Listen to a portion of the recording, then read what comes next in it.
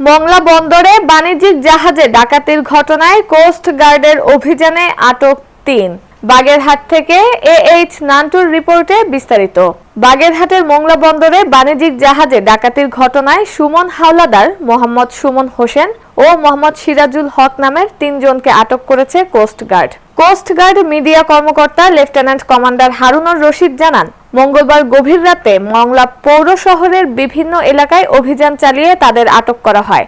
এ সময় জাহাজ থেকে ডাকাতি হওয়া বিভিন্ন মেশিনারিজ মালামালও উদ্ধার করে কোস্ট গার্ড। গত ২৬ মে মংলা বন্দরের বেসামরিক বয়ায় অবস্থান করা এমভি সেজুতি জাহাজে ১২ জনের একটি ডাকাত দল অস্ত্রসহ প্রবেশ করে। পরে ওই জাহাজের নাবিকদের জিম্মি করে বিভিন্ন মেশিনারিজ পণ্য নিয়ে নেমে পড়েন ডাকাত দলটি। এই ঘটনার পর ডাকাতি হওয়া পণ্য উদ্ধার এবং ডাকাতদের ধরতে অভিযানে নামে কোস্ট গার্ড। আটককৃত ৩ জনকে মংলা থানায় হস্তান্তর করা হয়েছে।